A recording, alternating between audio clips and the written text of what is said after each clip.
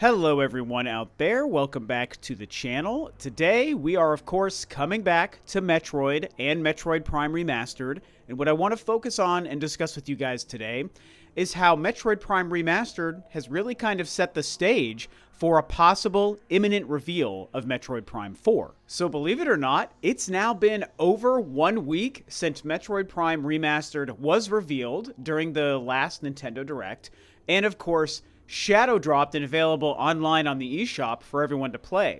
And so now, 8 days later, a lot of people have downloaded, purchased, played, or even completed the game, myself included. Now, of course, many folks are also waiting on their physical copy of the game because, of course, it was shadow dropped online on the eShop, but also they confirmed that a physical copy was going to release only 2 weeks later on February 22nd. And so ultimately what all of this means is that right now there is just Metroid Prime buzz in the air. This whole scenario was handled so well by Nintendo and Retro Studios, of course, behind the game, and it has really brought Metroid back into the current zeitgeist in a fantastic way. The same way that Metroid Dread did a year and a half ago, Metroid Prime Remastered is doing the same thing.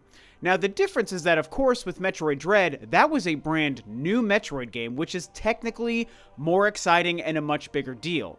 However, the difference with Metroid Prime Remastered is that the original game, which you might know happens to be my favorite game of all time, already has such a fantastic legacy, and whether people have played or not played it, a lot of people know of the game and they know that it's one of the best games ever made and one of the best reviewed games of all time. And so whereas Metroid Dread's hype really was focused on the fact that it was a brand new game and technically a bigger, more important release, Metroid Prime's hype is focused on the fact that it's already a famous game.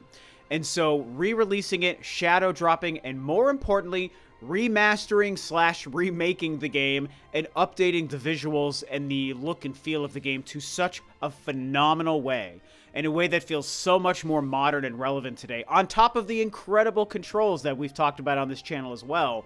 That really sparks a different kind of hype and a different kind of conversation than even when Metroid Dread was revealed and released in 2021. And of course, we all know the last big element when it comes to Metroid Prime Remastered is that it also foreshadows Metroid Prime 4.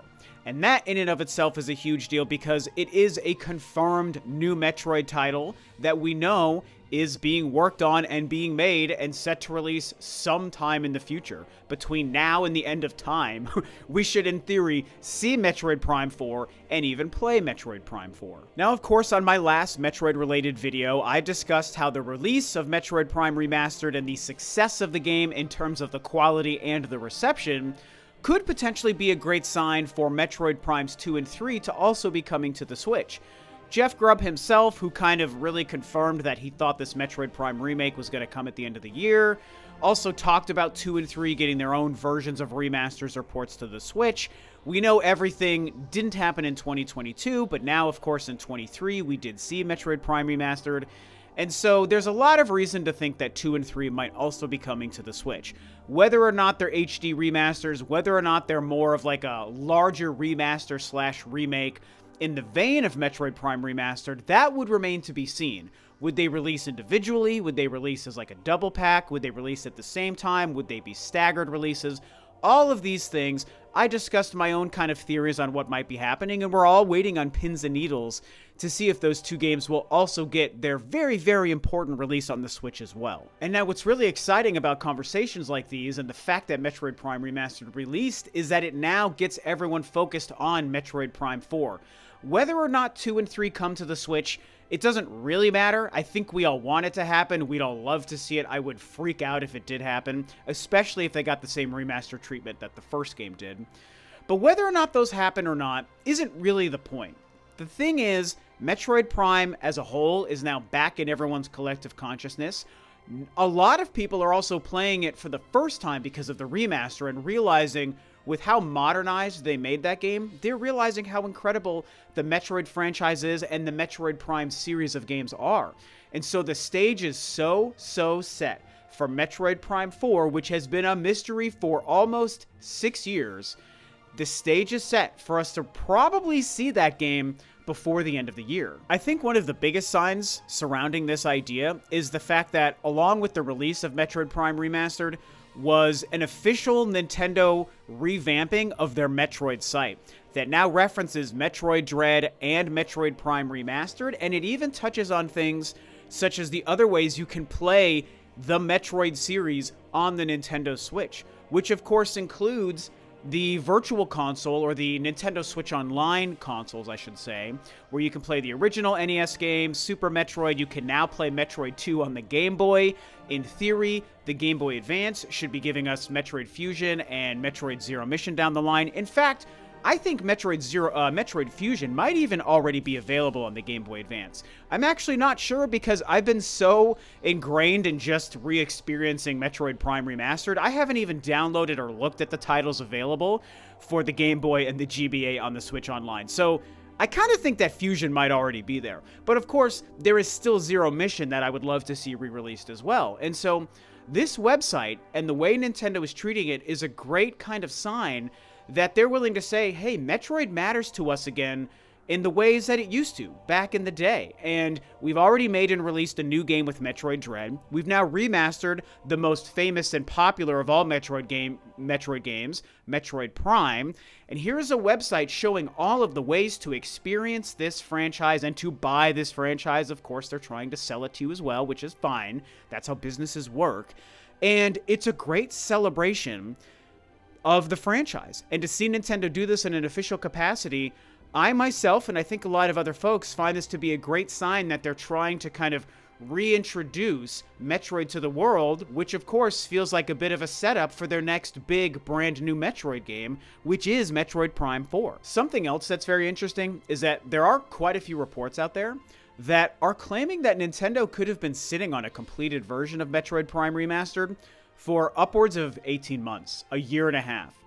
And if that's true, that to me, one of the things I think that really says, at least to me, is that they wanted to choose a calculated time to release this game. Because if it was completed 18 months ago, you know, maybe not too long after Metroid Dread was released, let's say, what would have stopped them from just releasing the game in 2022? They could have had Metroid Dread in 21. They could have released this completed Metroid Prime Remastered in 2022. In fact, November 2022 was the 20-year anniversary of the game. So if the game was already completed for a year at that point, why would they not have just revealed and released it? I mean, they would have sold a ton of copies and it would have made a bunch of money and people would have been just as excited about Metroid then as they are right now. So why wait until February this year? Well, we don't know, but one of the things, again, that bounces around in my head is the calculated decision to say, we want it to be in the completely random time of a shadow drop in February 2023. Why would you do that only 4 months after the 20-year anniversary if the game was already completed for more than a year at that time? Well, to me, if we think about it being a calculated release time and not just release it on the anniversary, maybe it's because they knew it would drum up a specific amount of hype around Metroid, the franchise, Metroid Prime, the series, for a 2023 reveal or even release of Metroid Prime 4. It's just a theory, but man, it makes a ton of sense to me. Now, there's another interesting and pretty significant part of this conversation as well that I want to touch on, and I want to give a shout out to Nate the Hate, who has his own podcast. I'm sure a lot of you guys know Nate the Hate. He has his own podcast that he does fairly regularly with MVG, Modern Vintage Gamer, two very fine chaps that I've had the pleasure of doing the Spawncast with several times over the years. And their podcast that they do themselves is really great. And on one of their more recent episodes, after the reveal and release of Metroid Prime Remastered on the eShop, they obviously talked a lot about the game, the quality of the game, the excitement around everything happening there.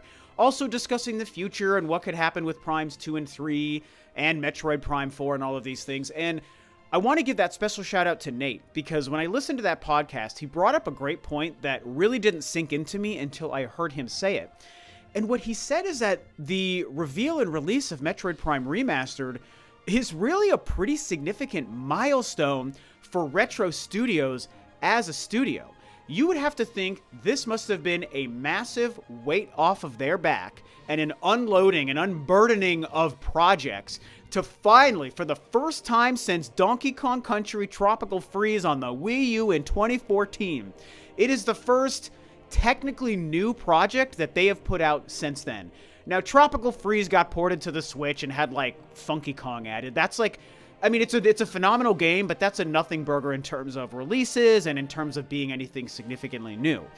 Metroid Prime Remastered, yes, it's a 20-year-old game, but the level of remastering and remaking and effort put into this was probably a significant project, to the fact that they even had to bring in Iron Galaxy Studios to also help them with that. So we know that, you know, Metroid Prime Remastered was probably a very significant project being worked on in tandem with Metroid Prime 4. And so for the first time since Tropical Freeze, Retro Studios, after years of mystery and silence and waiting and theorizing by the fans, finally got a brand new huge project released. It's done. It's out there. People are buying it. People are playing it. It's been since 2014. And so again, Nate made a great point that this has to be a huge sign that Retro Studios is getting to the point where they're able to start unloading some of their progress and updating the world on what they've been doing, releasing a game, and probably getting ready to prepare the huge marketing blitz for their next big game, which we know is Metroid Prime 4. It really was a fantastic point that Nate brought up, and I think the significance of this can't be overstated. I mean, on top of us waiting for news about Metroid Prime and Metroid Prime Trilogy on the Switch for years, the bigger conversation technically has just been the silence around Retro Studios since Tropical Freeze, right, in 2014, which is now 9 years ago, right, almost a decade ago since their last significant new game. And again, Metroid Prime is a re-release, but the effort put into the remastering of it is a significant project. So I feel like it kind of crosses the bounds of a re-release and a huge new project at the same time. And the fact that it, again, directly correlates to their next game, Metroid Prime 4, it's a big deal, man. And so I think when you look at the timing of revealing and releasing this game in early 2023, ignoring the 20-year anniversary 4 months ago, the fact that this was apparently complete for over a year anyway, so they decided to wait and release it a certain way. They went with the shadow drop option while still allowing us to purchase a physical copy. And the fact that Metroid Prime 4 is being worked on, is somewhere in our future. And you know me, I love to always bring up whenever I can the fact that I think next-gen hardware could be coming into the conversation. I think next-generation hardware or Switch 2 hardware is probably going to be a part of the release strategy for Metroid Prime 4, whether it's cross-gen or next-gen only or whatever is going to happen. I just think so many stars are aligning for Metroid Prime 4, Metroid Prime Remastered, next-gen hardware, Retro Studios projects. You know, we had their Twitter banner updated with Metroid Prime 4 art last year. I think it's Metroid Prime 4 art. To be fair, it's not confirmed, but it is my theory when I look at that art. There's a lot going on, man. And so, again, Metroid Primes 2 and 3, you know, the jury is still out on those. We don't know what's happening. I think we will probably see those games released in some fashion. I want so badly for them to get the same huge remaster treatment that Metroid Prime got. But whatever they do, I really want to see those games come to Switch. And so we could potentially have all 3 Metroid Prime games releasing on the Switch in the build-up to Metroid Prime 4. And we also know the back half of 2023 for Nintendo is currently light. You know, maybe they're saving some surprises for the summer, and Metroid Prime 4 could be one of those, right? That's the reason I even bring that up. After Pikmin 4 in July, we know nothing. Metroid Prime 4 is the only other confirmed game we know Nintendo is making. What hardware it's going to release on, we don't know. Probably Switch, maybe next gen. But it's the only other Nintendo game we know about after Pikmin 4 in July. Zelda's going to be releasing in May, and then what is there? Like, that's it. And so, again, I just feel like the calculated decision to reveal and release Metroid Prime Remastered in early 2023 sets up the stage to me for back half of 2023, back half of this year, to be many things. The reveal or release of new hardware, the reveal or release of Metroid Prime 4. If they didn't do it last year, in 2022, the 20-year anniversary of Metroid Prime, I think they did it in 2023 because they know before this year is over, the world will have finally seen Metroid Prime 4. And again, we might even be playing it. Not 100% set on that. I feel like it's more of a 2024 title, but I absolutely believe in my bones that we will finally see something significant and official, maybe even a full trailer and a release date for Metroid Prime 4 this year. That's what I personally think everything around Metroid Prime Remastered is probably telling us.